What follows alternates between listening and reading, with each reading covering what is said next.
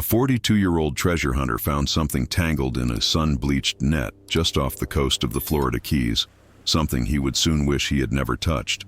At first glance, it was just an old cloth doll, faded, soaked, and half-rotted by saltwater. But there was something unsettling about its expression, something that made even this seasoned diver hesitate.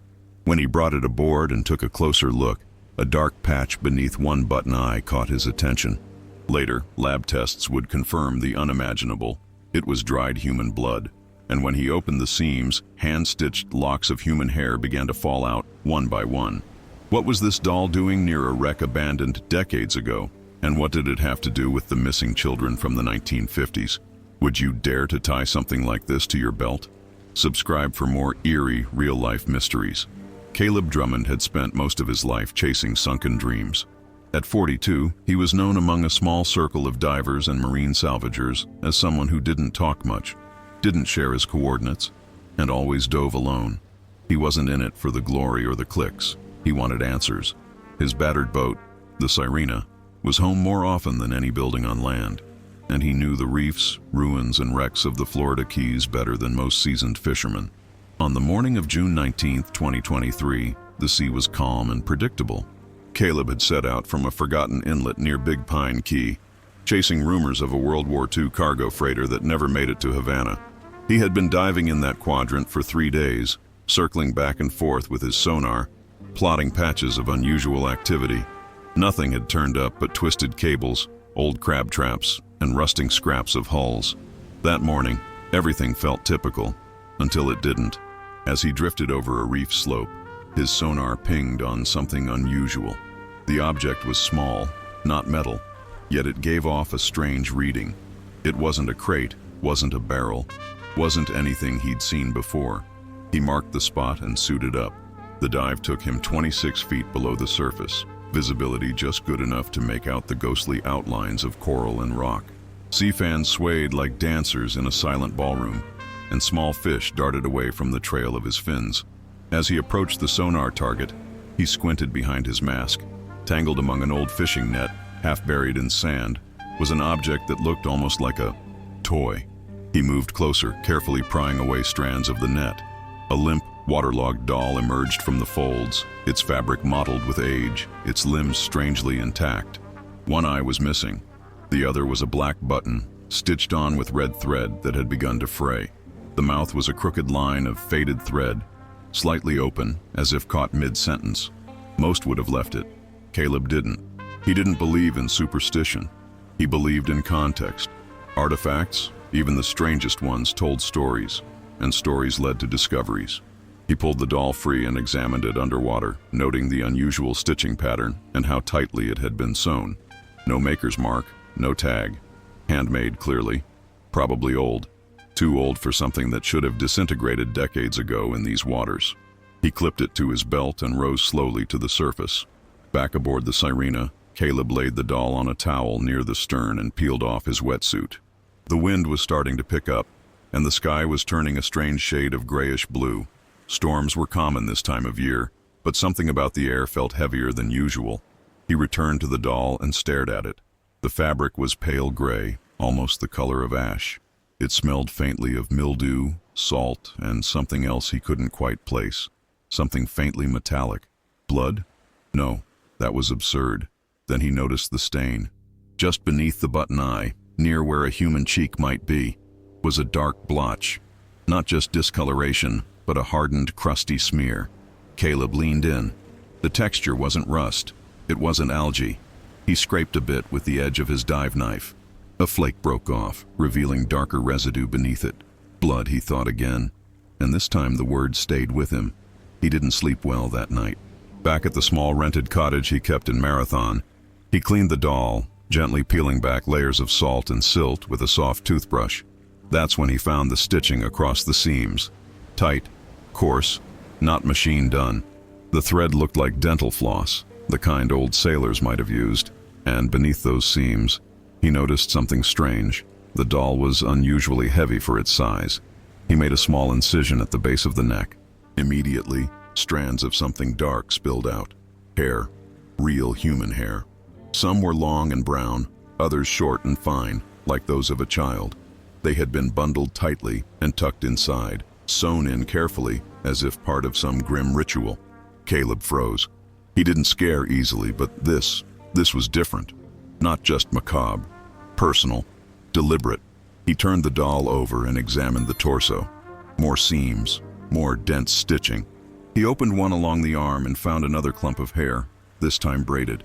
At the foot, embedded between stuffing and threads, was a tiny rusted object. He extracted it with tweezers. It was a baby tooth, a real one. Caleb knew what this meant, or at least what it could mean. He had heard stories from old divers, strange tales of dolls used in voodoo rituals, warnings left for enemies, or tokens of guilt. But this wasn't Haiti. This was Florida. Still, something about this find unsettled him more than anything he had ever pulled from the ocean. More than the skeletal hand he once found locked in a chain off the coast of Cuba. More than the sunken skiff with bullet holes that had never been reported lost. He took photos, documented the location and details, and reached out to a retired marine archaeologist he had worked with once years ago. She agreed to test the stains and samples. A week passed. When she called, she didn't even say hello. "Where did you find this, Caleb?" Her voice was tense, breathless. He explained, giving the coordinates. "That's near the Esperanza wreck. You know what that is?" He didn't. Local stories say it went down in '58. No cargo, no distress call, just vanished. But the real story isn't the ship. It's what was happening on shore. Children disappeared, 5 of them. Never found. All from nearby coastal towns. Police believed it was the same person, but they never caught anyone. No evidence, no bodies. Just gone. Caleb's mouth went dry. "What are you saying?" "I'm saying that's not just a doll. That's a message. Or a keepsake. Or both." The stain, she confirmed, was dried human blood. Likely more than 50 years old. The hair came from at least 3 different individuals. One DNA sequence was juvenile. Caleb sat with that information for a long time. Had he pulled evidence of a forgotten crime from the sea? Or was it something worse?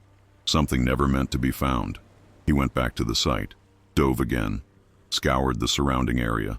On the 3rd dive, he found an old crate buried in the sand. It had decayed almost entirely, but scraps of wax paper remained inside. And tucked into one corner, he found another artifact, a small child's shoe, bleached by time, leather so brittle it crumbled in his hand. When he surfaced, he called the authorities. For the first time in his life, Caleb wasn't just a treasure hunter. He was part of something much deeper, something dark, and maybe something cursed. If you're still watching this, let me ask you something. If you found a doll sewn with real hair, stained with blood, with a baby tooth hidden inside, would you keep it on your boat? Would you even dare to bring it ashore? Let me know in the comments what you think happened here and where in the world you're watching from. I read every single one, and if you're drawn to real-life mysteries like this one, subscribe and hit the like button. We uncover hidden stories from the depths that most people would rather forget. The Monroe County Sheriff's Office didn't know what to make of it. Caleb stood on the dock as 2 deputies carried the evidence cases toward the cruiser. The doll was now sealed in a biohazard bag, along with the hair samples, the extracted tooth, and the fragments of fabric. Another bag held the remains of the child's shoe, now little more than a crumbling relic. Caleb had handed over everything willingly.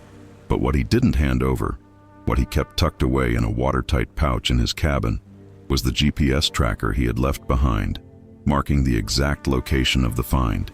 He wasn't ready to walk away.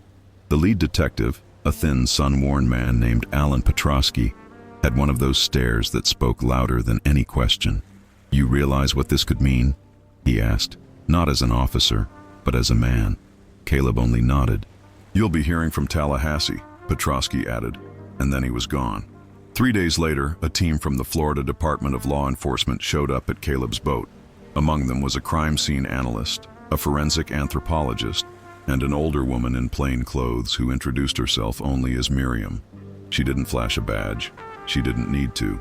She spoke with the authority of someone used to getting answers and someone used to being disappointed by them. "I read your statement. I've seen the photos," Miriam said as she stepped aboard the Serena. "What I want is for you to take me back there." Caleb obliged. As they motored out toward the wreck site, Miriam sat near the stern, staring into the horizon. She didn't ask questions about Caleb's past, didn't try to psychoanalyze his decision to recover the doll, or why he chose to dive alone. Instead, she talked about the disappearances. April 1957 to September 1958. 5 children, ages 6 to 9, all from communities between Key West and Islamorada. No ransom notes, no bodies, no patterns of abuse in the homes, no suspects with strong enough connections. But there were whispers, old money, political leverage, the kind of people who know how to make things vanish. Caleb didn't speak. He let the words settle. The last girl, Evangeline Salter, disappeared from her front yard while playing with a handmade doll. Miriam added. The description, it was close to this one. Her mother said it had one button eye and was stitched with red thread. Said Evangeline never went anywhere without it. They dropped anchor at the coordinates. Caleb dove again, this time with Miriam waiting on deck, watching the monitor. He searched outward from the wreck's perimeter, marking silt formations and metallic anomalies. On his second pass, he found something, an exposed corner of rotted wood beneath a coral ledge. He called up to Miriam, and the team suited up to assist. What they unearthed was chilling. Beneath the ledge, buried in decades of sand and stone, was a narrow wooden trunk, no bigger than a coffin for a child. It was waterlogged, fragile, but inside, protected by layers of wax and oilcloth, were personal effects. A rusted hairbrush with a nameplate, E. Salter, a leather-bound school book, 2 children's dresses, and a second doll. This one was worse than the first. Its face had no mouth, its hands were sewn behind its back, and in the place where the heart would be, someone had stitched a red X. They brought it all topside in silence. Miriam didn't speak until they were nearly back to shore. Someone didn't want to bury memories. They wanted to preserve them. This wasn't about grief. This was about control. Caleb didn't ask her what she meant. 2 days later, forensic teams began searching properties along the old coast. One in particular stood out, a now abandoned estate once owned by a man named Julian Mallory, a well-known real estate mogul who had vanished in 1961, reportedly after fleeing IRS prosecution. His mansion, still intact but overrun by vines and mildew, sat vacant for over 5 decades, just 3 miles inland from the location of the wreck. The interior was a time capsule of the 1950s, magazines still on the table, curtains rotted to the core. And in the basement, behind a hidden panel in a wall, they found a study. It wasn't like other rooms. This one had been preserved. Books on psychology, files with names, some of which matched the missing children. A corkboard with a faded map of the coast, marked with pins and twine. And on one of the shelves, a small sealed jar containing human baby teeth. Not one, a dozen. Caleb wasn't allowed to enter the property, but he was told enough. Told that Julian Mallory had been questioned twice in the 1950s about community concerns, but was never formally investigated. Too well connected, too insulated. There had been rumors of guests, parties with powerful visitors from the mainland, guests who arrived in unmarked cars and left before dawn. The deeper the investigation went, the more records disappeared. Files missing from county archives, witnesses who had long since died or moved away, and survivors who refused to speak even now. But the dolls spoke. One of the forensic experts examined the stitching pattern on both recovered dolls. It was identical. Same thread, same hand, and embedded within the second doll's chest cavity, beneath that red X, was a faded black and white photograph. It showed a girl, maybe 8 years old, holding the same doll. She was standing in front of a large house, the very same house once owned by Mallory. On the back, scribbled in pencil, were the words, "My favorite, August 4th, 1958. Miriam looked at the photo for a long time. She was the last, she said. The investigation should have stopped there, but Caleb wasn't finished. There was one more dive he needed to make. It wasn't rational, it wasn't procedural, but something in him, some nagging instinct, pulled him back to the wreck, back to the moment when he first reached down and untangled that net. Because something had been bothering him since that first day. It wasn't the doll, it was the net. It hadn't looked like an ordinary fishing net. The material was older, rougher, more like twine or sisal, handmade. He hadn't questioned it then, but now he did. He went back down, and this time he followed the strands. What he found, nearly 60 feet from the original site, chilled him more than the dolls, more than the tooth, more than the names and faces of the lost. A third doll, not in a box, not in a crate, tied to a chain. This one was barely recognizable as a doll at all. The cloth was almost gone, eaten away by time and tide. But the shape was there, and the chain, it wasn't to weigh it down. It was tied around the neck. Caleb didn't touch it. He surfaced, took photos, marked the location, and left it there. Some things aren't meant to be pulled up. When he showed Miriam the pictures, she said nothing, just nodded. "We'll have to report it," she said, but not immediately. "Let's verify the coordinates. Let's make sure we're not chasing ghosts." Caleb didn't argue. He knew what they were chasing. Not ghosts, legacies, and if even half of what they'd found could be traced. If the DNA matched records, if the objects corresponded with missing persons cases, it wouldn't just reopen cold files, it would reopen wounds, deep ones. But that night, as he sat on the dock of the Sirena, watching the sun dip into the Gulf, something else occurred to him. What if the dolls weren't warnings? What if they were trophies? A pattern of control stored beneath the sea, preserved in salt and time, not to be discovered but to be remembered by someone who believed he would never be caught. Or worse, someone who never expected the sea to give them back. Word of the discovery spread quickly. It wasn't on the evening news, not yet, but among local law enforcement, historical societies, and more than a few amateur sleuth forums, the story took root. The doll diver, they called Caleb. The Sirena case. Others just called it the Florida Five. Miriam had tried to keep things quiet. The chain of custody was delicate, the evidence too old to ensure prosecution, and too incomplete to write off as a hoax. Still, there were questions, too many of them, and someone out there was watching. Caleb knew this because he started seeing the same blue pickup truck parked near the marina 3 days in a row. Not unusual, until he realized the driver never got out, never came into the harbor cafe, never walked the docks, just sat behind tinted glass with the engine off and the radio on low. When he tried to approach on the third day, the truck was gone before he got within 20 feet. He didn't tell Miriam, not yet. Instead, he returned to the Archive Center in Key West, looking for old zoning records, missing persons files, property sales, anything connected to Julian Mallory and his estate. What he found deep in the microfilm cabinets disturbed him even more.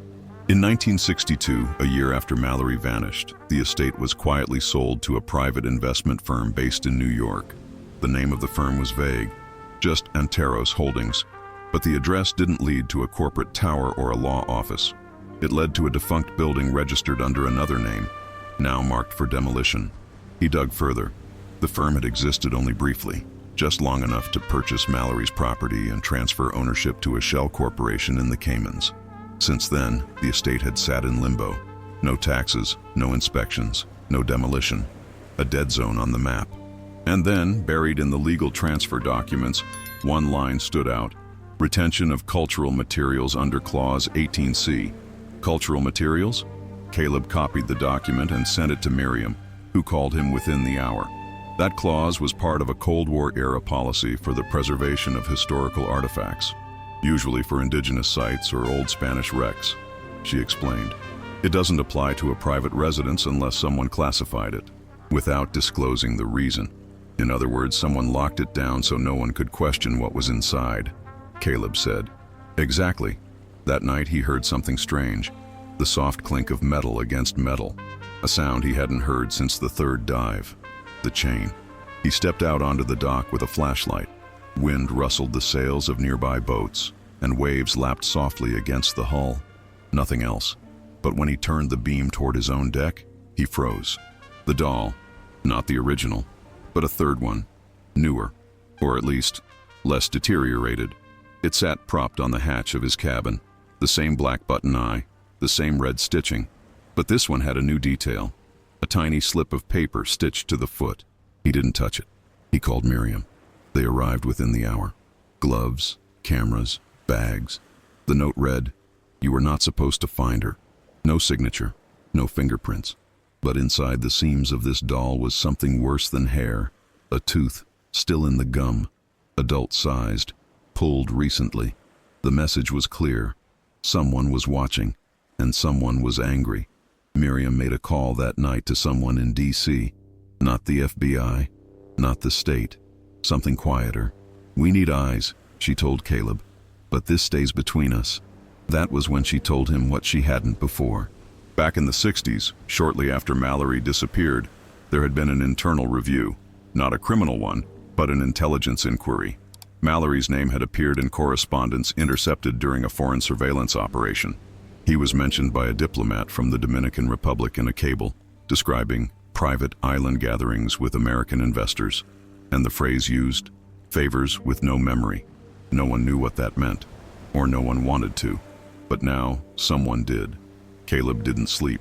He moved the Serena to a new dock, disconnected the tracking systems, installed cameras. Then he went back to the site again, alone. The third doll still hung by the chain, untouched. But nearby, buried just under a layer of shifting silt, he found something else. A rusted metal container, no bigger than a lunchbox, sealed with corroded hinges. He brought it topside and opened it carefully. Inside were photographs, dozens. Black and white prints, some water-damaged, others preserved by wax paper. All showed children, smiling, laughing, holding toys, posing beside old 1950s cars. None had names, but on the back of each was a number. Some had dates, others had strange symbols, circles, triangles, lines, and one had something different, a symbol Caleb had seen before. It was the same red X sewn into the chest of the second doll. He took the container to Miriam, who immediately contacted forensic analysts.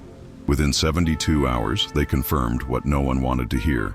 The photographs were authentic, and at least 3 of the children had been confirmed as reported missing in 1957, which meant there were more than 5. Caleb sat alone that night on the dock, staring into the horizon. The air was still, the sea calm, but his thoughts were a storm. What had he pulled from the water? A crime scene? A message? A curse? Was Mallory the only one, or just the first? And why now, after decades, had someone started watching again? He opened his journal, the one he used for dives, made a new entry. There's one more. I can feel it. One more doll, one more story buried in the reef, and I'm going to find it. But even as he wrote the words, something inside him whispered to stop. That maybe this wasn't just a mystery to solve. Maybe it was a warning to heed. Yet the pull was too strong. He was already too deep. If you were in Caleb's shoes, would you keep diving deeper? Would you risk waking whatever truth sleeps beneath those waves? Tell me in the comments. What do you think the dolls were really meant for? And if you want to follow the story to its conclusion and uncover even darker secrets that may still be hidden, make sure to hit the like button, subscribe, and turn on notifications. The sea doesn't forget, and neither do we. The storm came 3 days later, violent, sudden, unseasonal. The kind of tempest that shouldn't form in August, but did anyway. Caleb was caught in it. He had gone back to the dive site one last time. He had a hunch, a nagging feeling that there was something left, something deeper than the wreck itself, something buried beneath the final layer of silt and memory. He didn't tell Miriam this time. He didn't want anyone to talk him out of it. The Serena pitched under the building waves as he anchored above the coordinates, barely getting his gear on before the first gusts tore across the surface. He dove fast, following the marker, his flashlight cutting through the swirling sediment. 35 feet down, just beyond the chain doll's resting place, he found it. A trap door. Not to a ship, not to a container, to a structure, camouflaged with coral and barnacle, but clearly man-made. A flat stone slab with beveled edges, too perfect to be natural. It had been covered deliberately, hidden beneath the sea. His heart raced. He hovered above it, brushing away decades of debris, revealing a rusted iron ring embedded at its edge. He pulled. It didn't move. He tried again, planting his fins, shifting his weight. This time it gave, just an inch, but enough to release a dark breath of silt and decay from below. The water turned murky. Visibility dropped to nothing. Then, movement. Something surged out, fast, shadowed, darting past his shoulder. Not a fish, a shape. He surfaced in panic, clawing his way back to the Serena, rain pelting his mask, lightning splintering the sky. But the image wouldn't leave his mind. It was a child-sized silhouette. Too fast, too silent, impossible. He didn't go back down that day, or the next. He waited. Then he brought Miriam and a team. They opened the trapdoor fully with underwater lift bags, revealing a hollow chamber beneath, a pocket of sealed air reinforced with lead panels. Inside were boxes, dozens of them, each one marked only with a date, and within each box a doll, 37 in total. Some were water damaged, others pristine. All contained the same grim pattern: human hair, baby teeth, and occasionally the clothing tags, fragments of ID, or small objects from the victims. This was no coincidence, no single man's madness. This was a vault, a collection, and someone had built it to last. Miriam's team handled the site like a crime scene from another century. Every box cataloged, every hair sample preserved, every stitch documented. The media never got the full story. The official statement declared it an accidental marine discovery with forensic interest related to unsolved cases from the mid-20th century.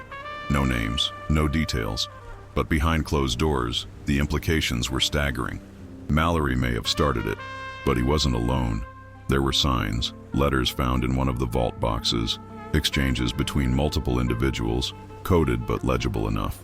They referenced patrons, rituals of silence, and most disturbingly, memories bound in cloth. The dolls weren't keepsakes. They were records, trophies, and the worst part?